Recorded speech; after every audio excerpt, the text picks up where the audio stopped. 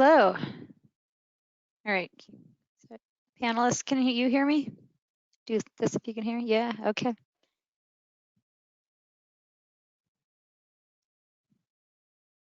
And I cannot tell when we have people with us. I'm going to give it a minute. Yeah, Julie, just I give it. think there's it lists them in the little menu thing, attendees 7, 8. Just I think people are just starting to pop on now. Okay, I am not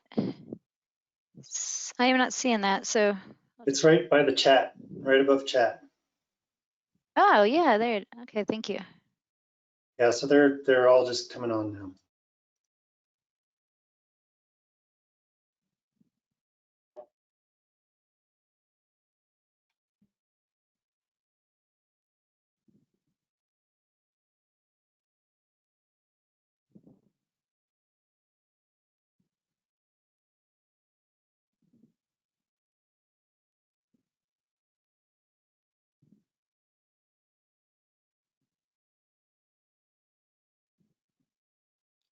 Okay. All right, nope, I got it now. Thank you. Seeing 32 people. Welcome back from lunch.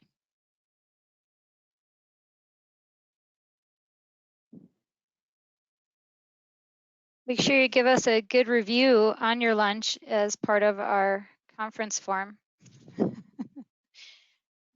our survey. It's important.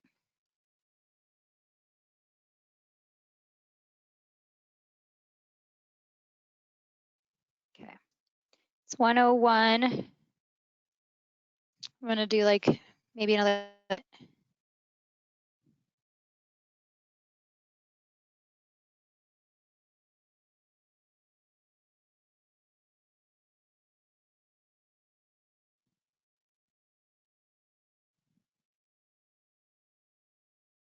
Okay. Oh yeah, that is an excellent use of time. So thank you again to our sponsors. And welcome back from lunch, and thank you, sponsors. We've got Peter again with Walton Family Foundation, and also thank you to Pitkin County Healthy Rivers Program, and all our amazing sponsors. I've taken to calling our sponsors our sponsor partners because we have our partner nonprofits that put this on, but we know we can't do this without our sponsor partners. So thank you. I think okay, it's 1:02. So I think I see 51 people. Everyone do a thumbs up if we want to roll. I can only see the panelists, so if everyone else is putting thumbs up, fantastic. Okay, welcome back from lunch, and we're really excited to kick off our afternoon session. We have 2 presentations. Our session is called Mitigating Impacts on Streams, Technical and Policy Perspectives, and we have 2 presentations. Peter Skidmore with Walton Family Foundation on a fork in the road, insights, observations on stream mitigation, and then we'll turn it over to Lucy and Tom. I'll introduce them after we talk with Peter here. But Peter is program officer.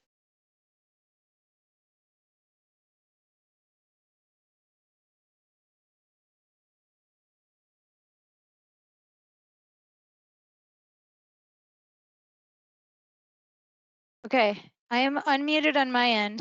Yeah? Oh my gosh, I have no idea where that cut off, but I was introducing Peter. I will just say he draws on 25 years of diverse experience to get all kinds of important things done for our rivers. Take it away, Peter.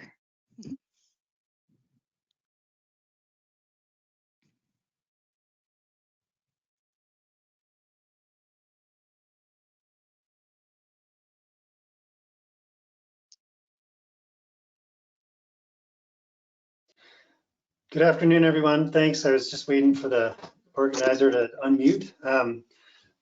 Thank you, Julie, for the introduction, and thanks everyone for tuning in today. I hope you're all able to listen this morning to this morning's opening plenary. Our esteemed presenters did a wonderful job illustrating and explaining the fundamentals of river science and a lot of the challenges of managing rivers. I think you'll notice some of the similar themes in this presentation coming up. So I'm going to talk today about stream mitigation in the West. As Western states begin to develop mitigation procedures, we have some choices to make. I hope this talk can inform those choices. Next slide, please. Before we get going, I want to have everyone sort of ramp up their Menti, and I just want to get a sense of who we have out in the audience. So if you haven't done this yet, there's a website there. You go there on your phone browser, menti.com. You enter that code, and that's a different code than we had this morning, so please enter the new code. And then it'll give you an opportunity to tell me what bucket you fit in. So I'm just kind of curious who's out in the audience, and we have one person out in the audience, two people. Just want to get a sense of who's out there. So we'll give you a moment or two to get Menti up and running and provide some insight or perspective on who's listening in today. So far, a lot of consultants and restoration practitioners, which is a field that I'm familiar with. I spent 10 years in that industry, kind of way back when. I'll give you all a few more moments to populate this pie chart. Looks like we've got one person from a regulatory agency, two rodeo clowns, one scientist and one other, and some mitigation providers. Okay, looks like most of the people out there are in the restoration practitioner consultant realm. Excuse me. I think, oh, and actually a lot of others piling on. So I think once people realized I did have the rodeo clown option, they started clicking on that one. Okay, very good. That's helpful. Thanks everyone for that. Why don't we move on to the next slide? All right, I'm going to start with a quick overview of stream mitigation at the national level. Section 404 of the Clean Water Act presents a tremendous opportunity to protect and restore streams and rivers in the US. And under this banner, stream mitigation markets have been established in much of the country. So where these markets exist, they are robust. There are over 1,000 stream mitigation banks in 40 states as of 2018. There is supply, there's demand, projects are being implemented. But these are kind of risky markets for investors, and so a lot has been done to reduce those risks. And it seems that in the interest of reducing risk, the industry is not necessarily producing the benefits that we all anticipated. So today I want to focus a bit on the opportunity in Western states, where stream mitigation markets are nascent or non-existent. This region represents the new front in the industry. The question is whether they'll continue with business as usual or try something new in order to improve outcomes. Next, please.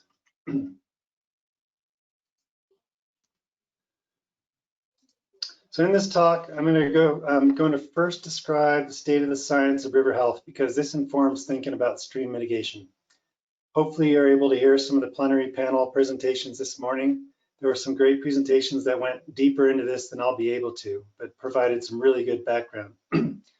I'll also describe essential requirements of mitigation markets, operating procedures, and the kinds of outcomes we're seeing from all those efforts.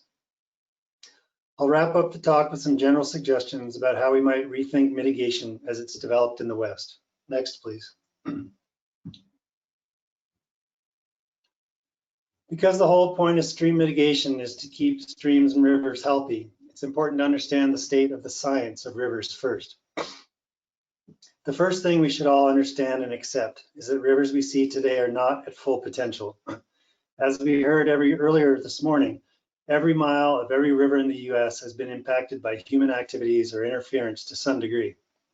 And many of these impacts have been cumulative, so that for each generation of us, what we see out there in the world represents a further degraded or further constrained system. We commonly speak of reference reaches, but what we have to draw from as references are themselves changed and degraded. We have references that look nice and seem happy, but even these represent systems below their full functional potential. But there are advancements in understanding that are starting to expose this reality and help us to imagine the character and full potential of a healthy river state. The literature on natural ecosystems and on river management emphasizes the importance of dynamic processes and disturbance processes in rivers. And we heard a lot about that this morning too. While society's perception of rivers may point us to the neat and tidy, we're coming to understand that if we want to protect and restore ecosystems and ecosystem services, we need to learn to live with messy. As Ellen Wohl said this morning, the messier the better. Next slide, please.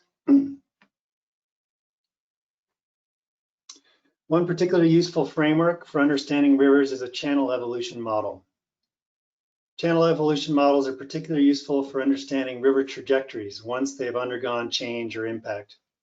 When one part of the system is impacted, such as from removing beavers or building a dam or stabilizing a riverbank, the river will evolve until it achieves a new dynamic equilibrium. Sometimes this evolution leads to a new river character. Sometimes this evolution comes full circle, but eventually it'll reach equilibrium and its full functional potential. I want to clarify here that when I say equilibrium, I don't mean stable. The notion of stability in rivers as desirable has been largely misrepresented. Equilibrium means in balance. It does not mean static. The main takeaway from this really is that what we see on the ground is often just a snapshot in time, a snapshot in a process, and that streams are pretty resilient. They have a lot of capacity to reclaim themselves. Next slide, please. Another important conceptual framework is defining process domains to explain observed differences in river systems. Process domains characterize the dominant inputs and processes that determine river character. The basic concept depicted in the top triangle is that river types are a function of the interplay among hydrologic, geologic, and biological drivers. For each of these core drivers, there are subsets of variables that further influence river character. Any particular combination of these variables represents a process domain. The importance of this framework is really to illustrate the sheer complexity of interacting drivers and variables. Every river has a unique set of variables determining its character. Each will have a unique reaction to impacts. Each will follow a unique evolution of adjustment. Importantly, in a mitigation context, these process domains determine stream functions. The word function is used throughout the 2008 rule and frequently referenced in many mitigation procedures. The connection to make here is that stream functions are a product of these domains. Each domain represents a unique set of functions. And this also suggests that the incredible variety and complexity of process domains makes mitigation an inherently challenging undertaking. Next slide, please. These previous conceptual models point to a few key attributes of healthy rivers that I want to summarize. A healthy river exhibits complexity of interactions among these drivers. A healthy river is dynamic through time, adapting to shifts and inputs over time. And healthy rivers come in all shapes and forms. Heterogeneity is the rule that applies to river character, both within and among river types. I've included this quartet of river images below to illustrate these healthy river attributes. All four rivers in this diagram or in this quartet are in equilibrium with their watersheds. There's nothing unhealthy about any of these. All four are at or very close to their full functional potential. The science and models I've summarized also suggest a few core management strategies to promote river health. The first is providing space for dynamic process with a minimum of constraints. With freedom space to adjust, rivers can recover or stay healthy, and often with a lot less manipulation than we think. We also need to acknowledge changes in flow regime and sediment continuity. Whether these can be restored and how to account for these is one of the fundamental challenges of river restoration and river management. And I should probably add wood to this, as we heard from Ellen Wohl this morning. Wood is another one of those, large wood in rivers is another one of those fundamental considerations. The final core management strategy is to provide for the hydrologic connectivity of the river, connectivity within the floodplain and connectivity throughout the watershed.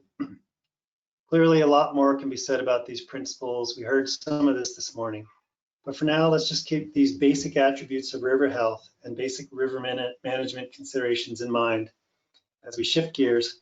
And now I want to move into talking more about mitigation. Next slide, please.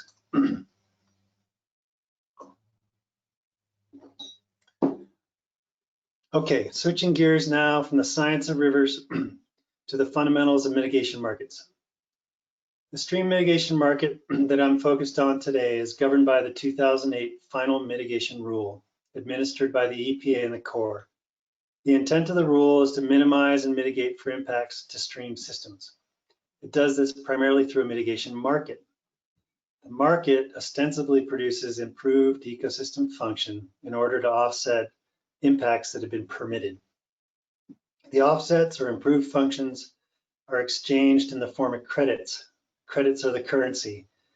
Credits are sold by mitigation banks or other types of mitigation providers. For a mitigation market to function, it needs to meet two fundamental requirements. The first is what we call equivalence. And equivalence is really just the question of whether benefits produced are equal to the benefits lost. In a mitigation market, credits provide equivalence. One credit is theoretically equivalent to the impacts it is offsetting. Seems pretty straightforward. But the challenge with this model is the sheer complexity and variability within stream systems that I just highlighted in previous slides. A lot of effort right now is going into trying to address this challenge as new mitigation procedures are developed. The second requirement for a mitigation market is certainty. Excuse me. For a market to function, the players in the market, the providers need to have confidence that they can earn credits for meeting certain performance standards. They need to know that they'll earn credits for the work that is done. And the Corps, also a Corps of Engineers, needs to be confident that that performance will be durable through time. But how do you account for performance standards in a dynamic system? The need for both equivalence and certainty in mitigation markets are confounded by the inherent dynamic and complex character of stream functions. Next slide, please. What's amazing is that despite these challenges, mitigation markets are robust. Market actors have addressed the challenges of equivalence and certainty. They've done this using two general strategies: simplification and stabilization. Simplification is a mechanism to address equivalency.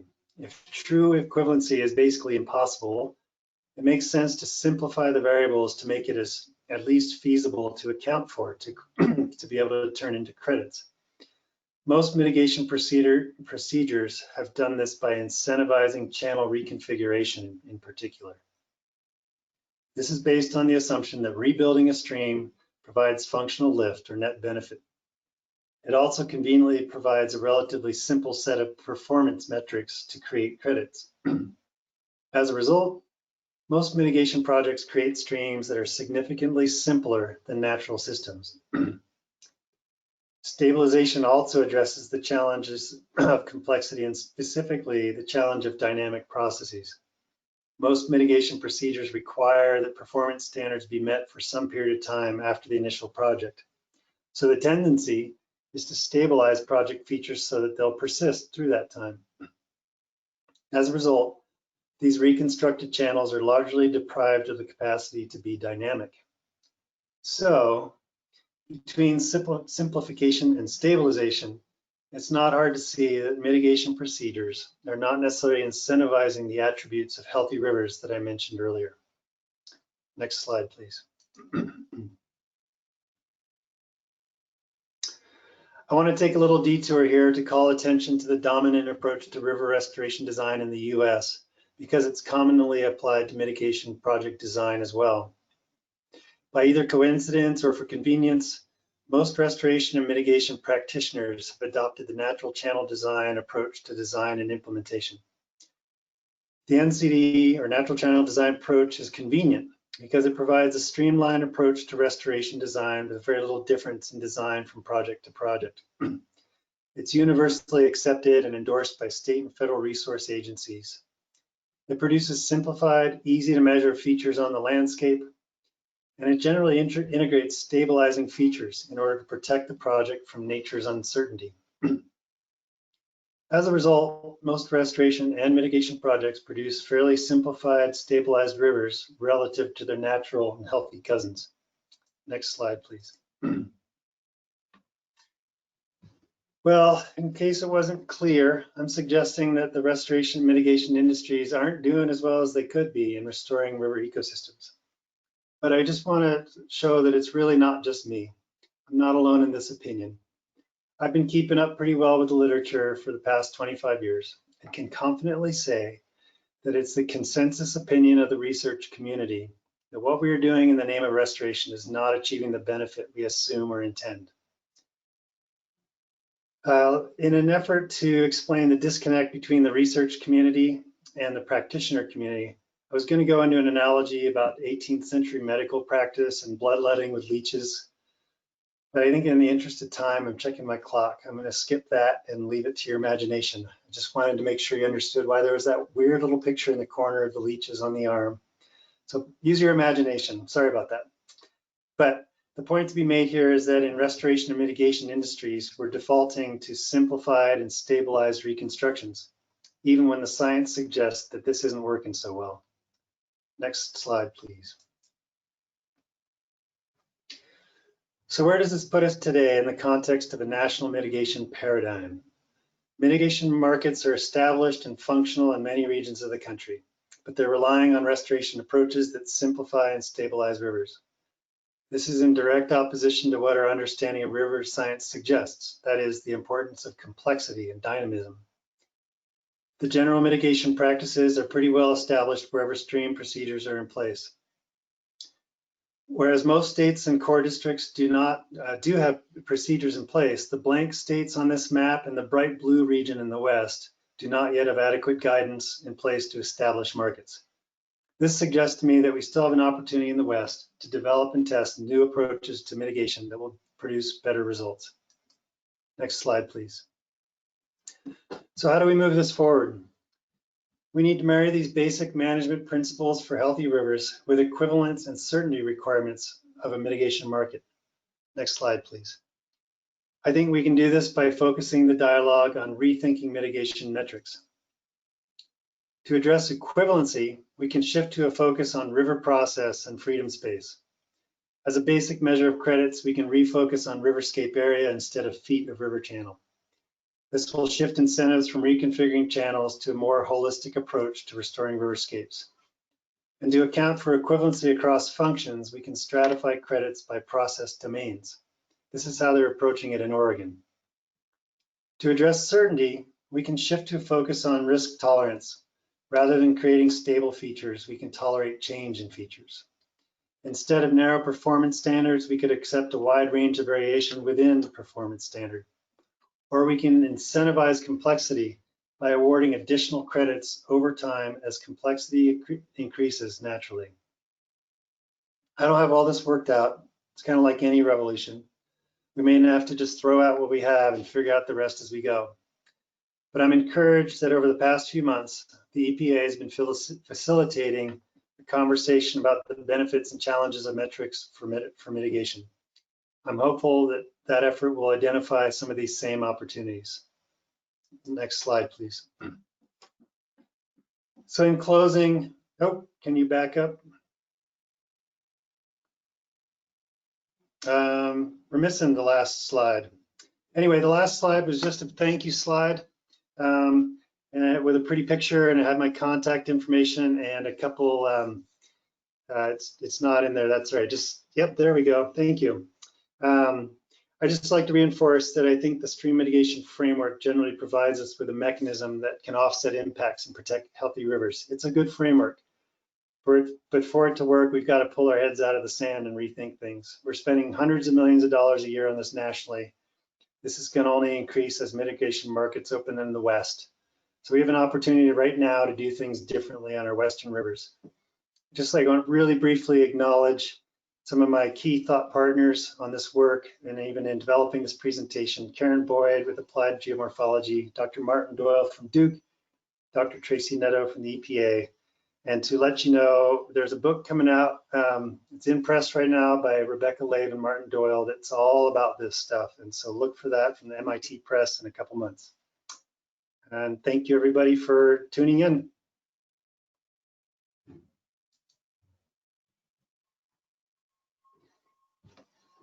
Thanks, Peter. So Use Menti to give questions for Peter. We have 5 minutes.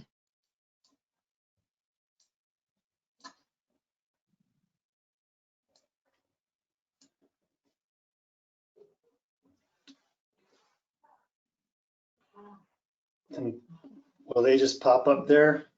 They will, and it's occurring to me it takes a little while to think and type, right? So, Oh, right. uh, Who's got the quickest thumbs? yeah. Uh, Peter, are you part of the, are you authoring the book that's coming out? No, I'm not authoring the book. It's just Rebecca Lave and Martin Doyle, but I had the privilege of being a reviewer, an early reviewer, as it was going to press. So, okay, I'm just going to take the first one that I saw, not the first one that popped up. Can I expand on consensus opinion? It's my opinion that the consensus of the research community consistently reports in their not only studies, but also just sort of in their synthesis of the assessment and restoration work out there that restoration generally is not providing much, if any, ecological lift. So that can be broken down into both direct research that shows that, as well as just sort of synthesis of all the studies out there. Should I try to figure out which ones to answer, or Julie, can you help me out? I was going to try to pick them, but okay. So how about this one is blocked a little bit. Is it partially a shift that's needed from the Army Corps to be able to implement the more holistic approach you? Now I'm Yeah, advocating. so is it a shift from the Army Corps, like a shift in thinking? The Army Corps administers this in cooperation with the EPA. And I believe that that is where things need to shift, is that within the regulatory agencies to recognize what the science and the research community is saying about this industry and to look for new ways of doing things. Yeah. How about, you mentioned the Oregon Pacific Northwest model. Are there some others that we could emulate? Yeah, I think the Oregon one is the only one I'm familiar with that's really stepping out of the box. There are a number of efforts to sort of crack the nut of functional assessment. I don't see those making that sort of sea change and shift and what's going to change on the ground. But I feel like Oregon has made some the biggest efforts in terms of just thinking out of the box of how to do things differently. How about a really easy one? What are your recommendations on how to best engage the EPA and the Corps in discussions to shape the mitigation market?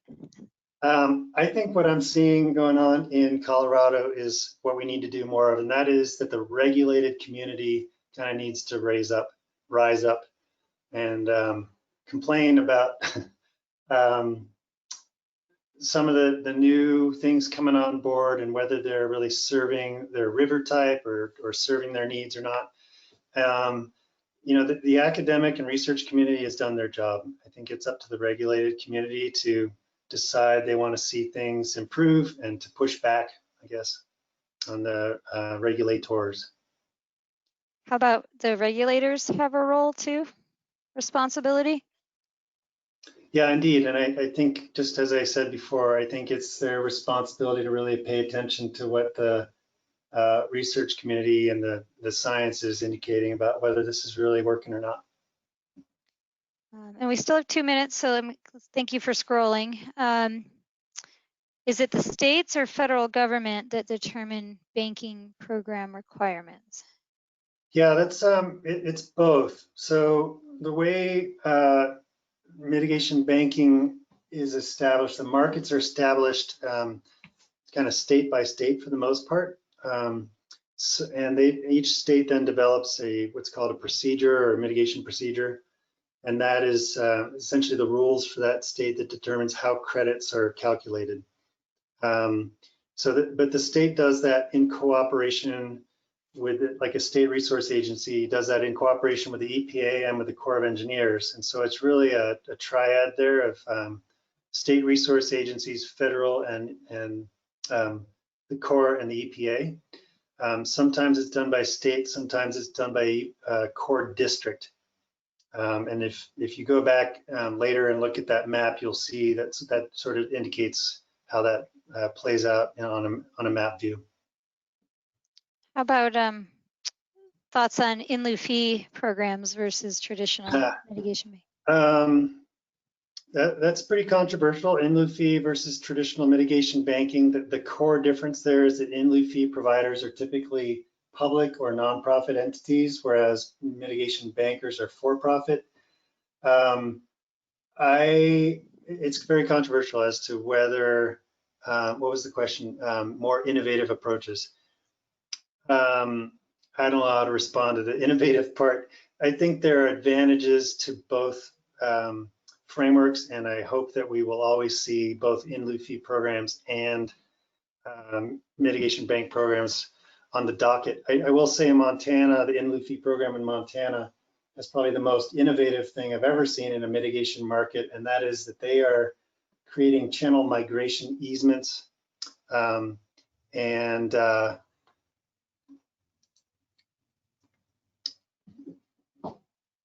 I don't know if I'm still there or not. Anyway, in Montana, they're creating channel migration easements and able to create credits from those. So I think that's probably the most innovative thing I've seen. Yeah, great. So, okay, I'm going to keep us on time. Thank you for all the questions for Peter, and thank you, Peter. And remember, if we didn't get to your question, find Peter on his contact information on the Expo website and feel free to follow up. Thanks, everybody. You so much. Thank you. Okay. Thanks for all the good questions, everybody. Okay, we're switching to, we're going to hear from Lucy Harrington and Tom Smerdell, and they have, I'm going to read it. It's on mitigation banking, confluence of policy, business, and restoration. They also have a really unique experience in our state of getting a stream bank through the very challenging process in Colorado. So their insights are invaluable from a project proponent and designer perspectives. Lucy is Rocky Mountain Regional Director of Westervelt Ecological Services, and she oversees large-scale mitigation projects in Northern California and Colorado, and she's doing a lot to maybe bridge the gap and keep us moving in the right direction. And Tom is river scientist for Headwaters Corporation. He's bringing his 15 years experience to do the same and help move the practice of restoration forward. Thanks, guys.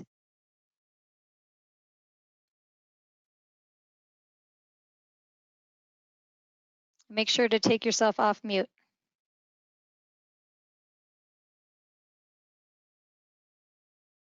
I can't hear you, Lucy. Can you hear me now? Yeah. Yes, okay, great. Hi, everybody, and good afternoon. As Julie mentioned, that was a very nice welcome, so thank you. I am Regional Director for Westervelt Ecological Services. We are a mitigation provider, so we'll be coming at this presentation from a little bit different perspective than what Peter just gave.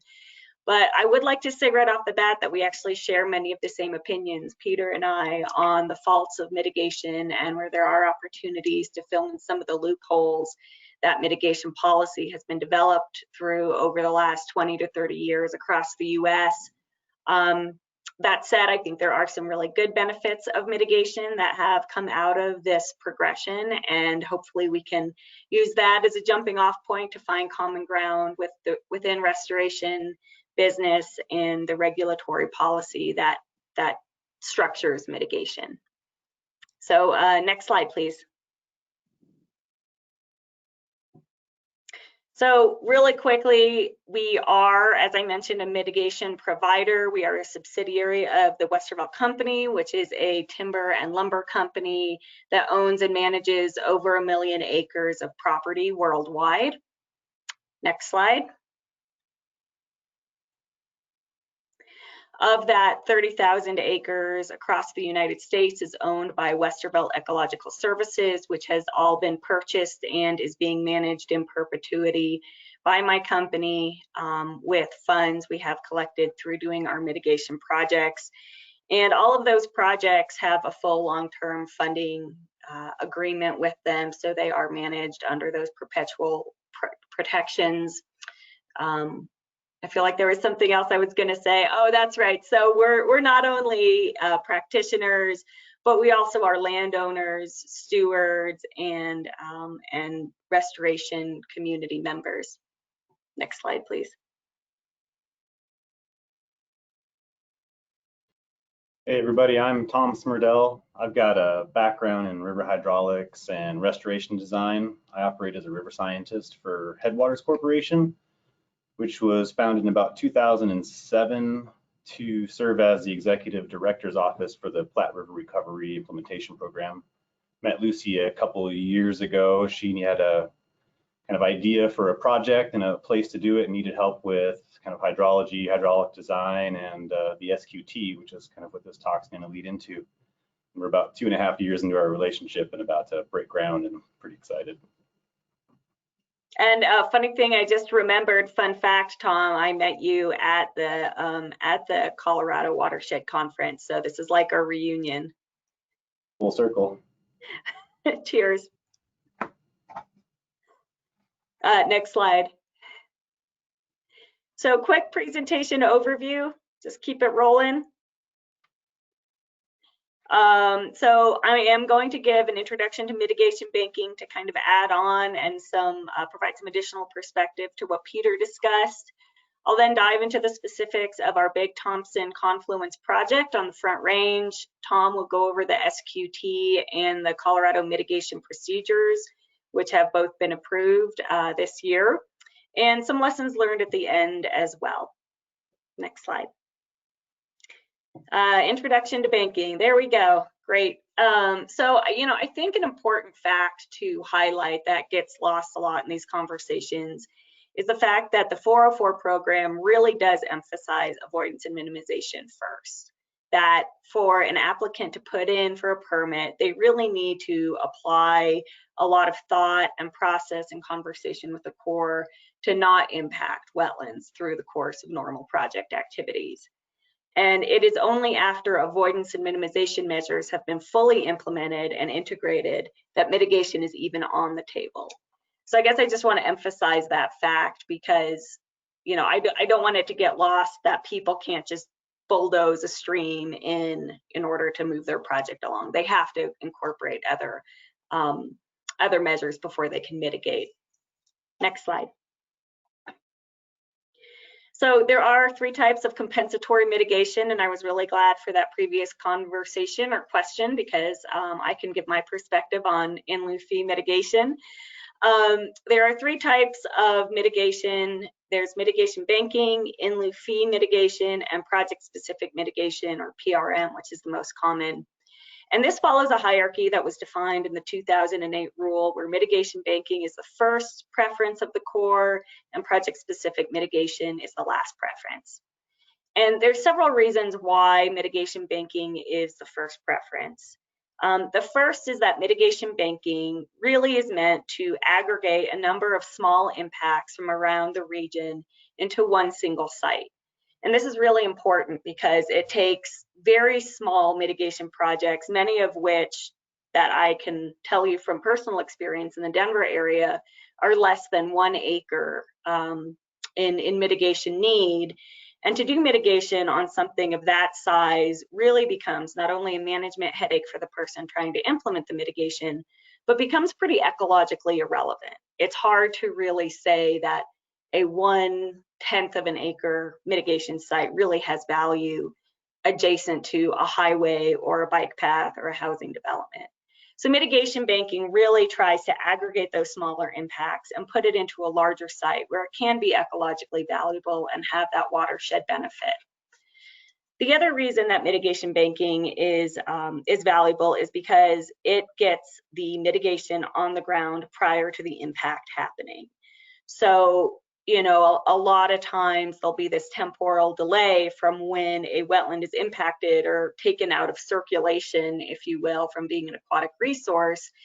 But if you have a mitigation bank, a bank cannot sell credits before those credits are already developed on the ground and steps have been taken to putting that mitigation on the ground. So you really make sure that aquatic resource remains intact over time. Mitigation banks also have a high level of protection. According to the 2008 rule, we are supposed to put on conservation easements that permanently protect the site, as well as fund long-term management funds to ensure long-term stability.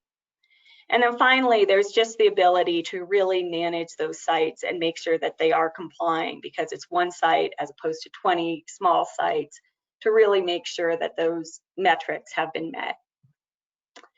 The second type of compensatory mitigation in the hierarchy is in lieu fee mitigation. And in lieu fee mitigation, rather than getting wetted acres on the ground, is really collecting funds and putting it in a bank account of some sort until the appropriate amount of funds are collected in order to make hopefully a larger, more impactful mitigation site in an area. In lieu fees do have a pretty high level of protection as well, and oversight as well. And in full transparency, Westervelt has helped with the establishment of in lieu fee mitigation. So I am not trashing in lieu fee mitigation. I think the one criticism that you hear with in lieu fee mitigation is that you have these temporal losses, where an entity may impact a wetland and it may be 5 years or so until that wetland gets put back on the ground. So that's why it's a secondary in the hierarchy. And then finally is project-specific mitigation and the permittee responsible mitigation. And this one is the least favored, often because, again, these projects tend to be smaller in size. Ideally, project-specific mitigation would be for projects that are having 5 to 10 acres of wetted impact, so actually impacting 5 to 10 acres of wetlands, to make sure that they are sustainable over time. And, you know, also with project-specific mitigation, the mitigation is generally done adjacent to where the impact is happening, which means that the site selection process, which I think everybody here understands is so important to getting a long-term restoration project to be successful, is kind of missing from those considerations. So, you know, you might get a wetland established immediately adjacent to a bridge. That may not be the best site to do that restoration effort. Also, this project-specific mitigation tends to not have the same oversight by the regulatory agencies and assurances, simply because the agencies are resource poor and it's hard for them to keep up with checking the performance metrics, checking the easements and the endowments and all of these other factors that go into mitigation banks and in lieu fee programs to make sure those boxes are checked and really make sure these projects remain durable and sustainable. Next slide. So I will talk about our Big Thompson Confluence project, which is a mitigation bank, so it is that top of that hierarchy.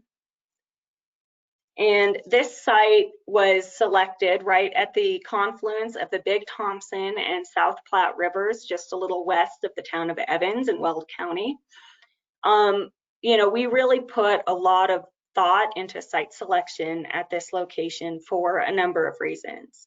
The first, I'll touch on the business since I haven't touched on that quite fully yet, is that we needed to be close to the Denver market. And that has to do with the fact that mitigation in high densities is needed in Denver, where the majority of development is happening. Where there's demand, there's a market. And so we needed to be part of that as a business. The second part of getting this project site selected is we really wanted to dovetail with existing conservation plans and to be part of being a solution and a benefit for the community, a multi-benefit for the community. And so this slide here actually shows a picture from the master plan that was developed for this region after the 2013 floods, with this site identified by the community and by you know, the people that developed this plan as an area that was really good for ecological restoration, as well as providing flood resiliency to the local community. Next, we wanted to find a willing landowner because, as I'm sure, again, a lot of you know, it is very hard to acquire land along the Platte or along any river in Colorado. And so we had to search quite extensively to find a willing landowner, and eventually approached someone who not only didn't have their property on the market, but probably never would but for this project. And so I guess the last part of that site selection, and probably the most important, is we really wanted to make sure that we did a project that was ecologically substantial and significant. And so this project at the confluence of these two rivers is important because, again, I think we all realize that confluences tend to have high ecological value, biological value, diversity, and are pretty important to sustaining an ecosystem. So all of these factors combined helped influence our decision to have a project here where we knew we would have the ability to meet the highest standards of the 2008 mitigation policies, the comps and SQT, which were in development at the time that we were creating the bank, as well as provide a lot of ecological value for this region. Next slide, please. So through the acquisition of this property, we obtained 75 acres, or obtained the rights to do mitigation on 75 acres, and that included 3,600 linear feet of the Big Thompson Channel. And the result of this acquisition was the ability to develop about 35 acres of wetlands and 460 functional feet of credits. And I'll just emphasize this point that the Big Thompson here is 3,600 linear feet, and we received 460 functional feet of credits from this, and Tom will go into the details of that some more. Next slide, please. So design objectives in here, and you might have to squint, I'm realizing now, but bear with me, is that, you know, we really wanted to be able to incorporate those freedom of movement principles that are so important to these streams and the plains. Peter was talking about that, Melon's talked about that it's really important to provide that freedom of movement concept in these sorts of systems. And so historically, the Big Thompson and the Platte used to interact quite a bit at this confluence and interact with its floodplain and have this very dynamic system and ecological diversity and complexity in this area. And because of water management upriver and land use throughout the Front Range, the Big Thompson now is heavily incised. It's about 10 feet below the historic floodplain. It only is in that blue little ribbon you can see in there, and very rarely gets to interact with that floodplain at all. And so you have a lot of decadent willows and cottonwoods, and it's obvious the floodplain is not healthy at this point. So in order to replicate those historic dynamic interactions, we are widening the floodplain bench by 100 feet on either side of the Big Thompson. So we're moving about 270,000 cubic yards of dirt in order to lower that floodplain, and reintroducing an oxbow as well as these long backwater channels that you can see in that design. And this was our attempt, as best we could with the property size we had, to replicate those historic dynamic systems. In addition to that, we are putting a permanent conservation easement over the property, which I should mention is significantly more restrictive than traditional conservation easements in terms of the allowable activities.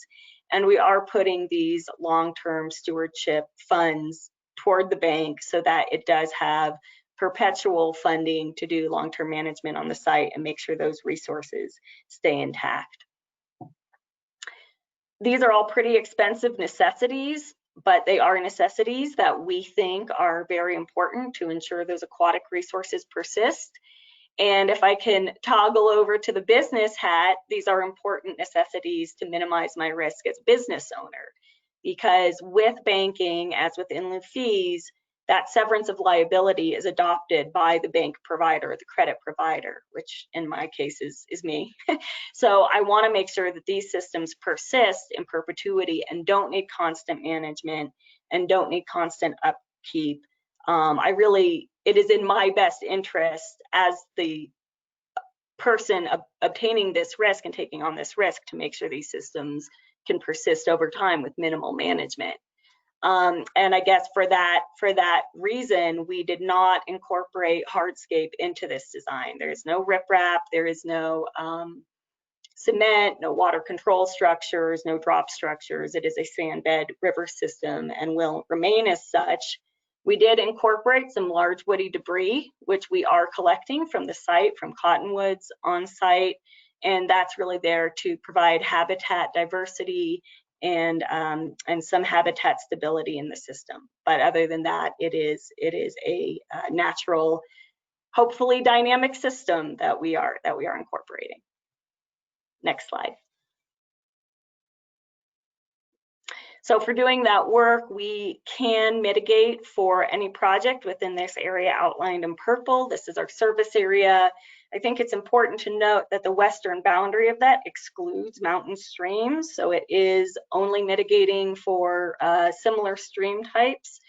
And so the stability elements that, I think are emphasized in the SQT that Tom is going to talk about really are not present in the type of streams that we're mitigating for.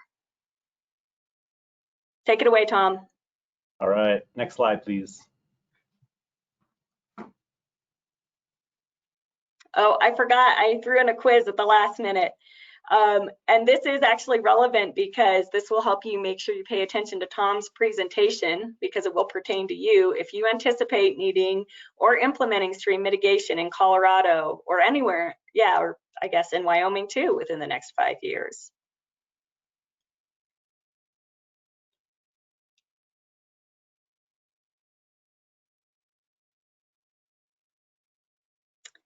And maybe we should have done a Menti reminder there that if you go to menti.com and use that code up at the very top of this slide, you can vote here.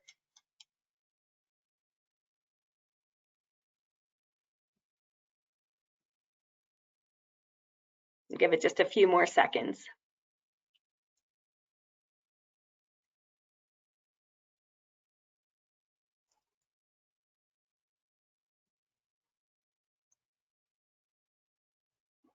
All right, so it looks like at least the majority of the people that have answered have said yes. There's 135 people on, so hopefully this is a good representative cross-section of all those folks. Go ahead, Tom. All right, next slide, please. I've got about 5 minutes, so I'll try to condense and do about 3.5 so we get some time for some questions. But essentially, we're going to get into go back up one slide, please. So I guess we can just leave it here. That's just fine. So to get credit for the work that Lucy wants to do out there, we had to do a functional assessment through the stream quantification tool, which essentially just is an evaluation of like how functioning is your stream, almost like a report card, which kind of gives you an idea of how much room there is for improvement. So if your stream is functioning at 100%, there's none, and there's essentially no projects you could do to essentially gain any lift at the project. So to implement or to do the functional assessment, we had to use the Wyoming SQT, which is where kind of the Western stuff is starting. It's a functional assessment built off of Will Harmon's pyramid framework. If you've not heard of that, look it up. It's streammechanics.com. But it's essentially an intuitive, sort of comprehensive stream function hierarchy that's built on hydrology, saying that essentially to have a project, you need to have the hydrology or the water to support it. If you have the hydrology, you can then go into hydraulics and distribute that water to see what it would look like across the landscape. Beyond that, you go into geomorphology, which is essentially the transport of materials. Now you've got kind of water, how it flows, and then how the materials are moving through your system. And then beyond that, you get into physicochemical and biology. Next slide, please. So to get into the application, we started with the Wyoming beta version. It was not complete when we started this project, but it was the tool to evaluate it. So we went forward with it.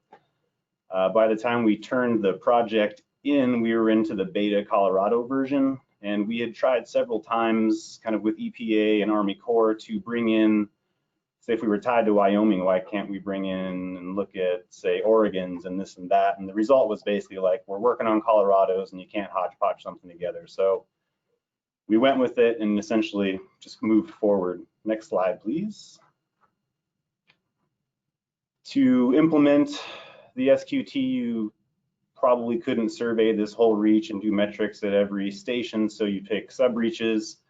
These are classified by Roskin stream types. The upper is a D, which wasn't allowed in the Wyoming stream quantification tool, so we had to use a C channel type.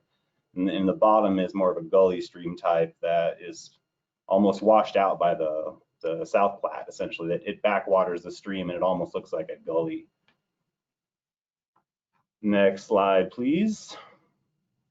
So we collected all of our data, went in through all our metrics, entered it into the calculator, and this is essentially what we got, in that it wasn't in terrible shape with regards to function. There's like essentially not functioning, functioning at risk, or functioning, and the green you see below is functioning, but there is still room to make improvements on the reach hydrology and hydraulics and geomorphology.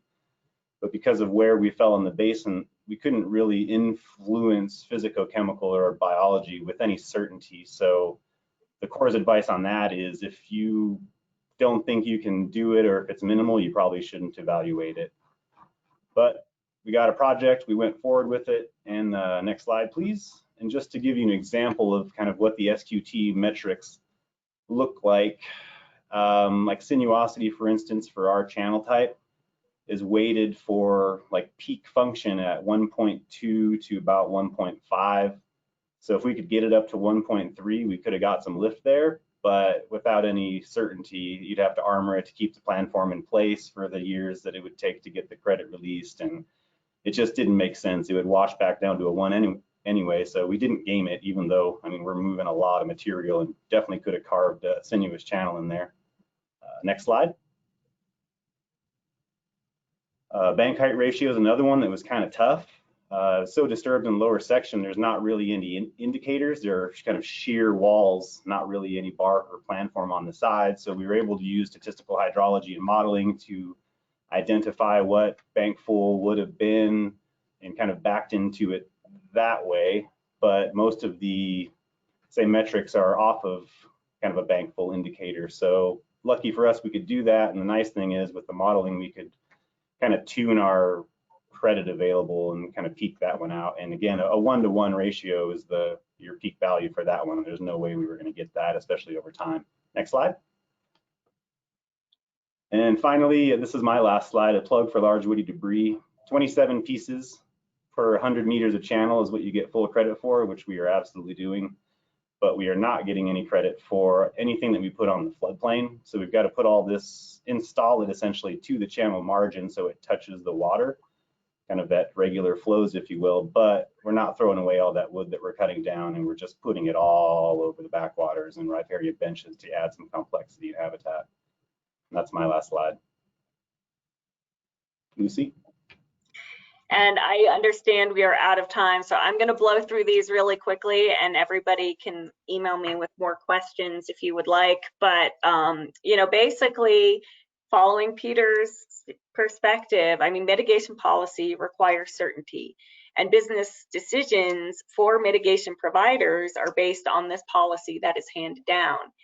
And that sometimes can result in projects that are not good for the system and are not good for the policy and are not good for business. Mitigation policy also requires equivalency, and sand beds need to be mitigated with sand bed systems. And unfortunately, the way that policy has evolved in line with that consistency and durability of the crediting means that you end up with, in Colorado, montane fixes being encouraged into being put into sand bed systems, which is not a good fix from an ecosystem perspective or from a business perspective, because you have to keep, as a mitigation provider, adding in more rock. And it's definitely the quintessential bring me another rock, because those rocks will be washed downstream. But unfortunately, that is not the way that the policy has been developed. And I guess a final attribute of that is that mitigation policy has been developed into a one-size-fits-all sort of approach. And this means that they are trying, and I mean the regulatory entities, to develop a simple system that allows them to rapidly assess impacts and mitigation. And this isn't, again, a best policy for the system, but we have to appreciate that federal agencies are chronically understaffed and underfunded, and their ability to engage with us as the public and take the time out of their permitting processing responsibilities is limited. And so, you know, I guess, and we can move into the next slide because it all kind of bleeds together. I guess, you know, the take-home lesson for me is that our job as leaders in restoration, which all of us attending this conference are, is to encourage and abide by the best parts of mitigation policy, the conservation easements, the long-term management funds, the permanent protections, and to push for policy changes in the areas that most need it, and advance science through continuing to have these types of conversations and engage in authentic dialogue with ourselves and with the regulatory community. Thanks, guys. That was awesome. And we are gonna not be able to take any questions because we bump right up against, we don't get the lunch saving grace this time. So if you have questions on this, find Peter, find Lucy, find Tom. Thanks, guys.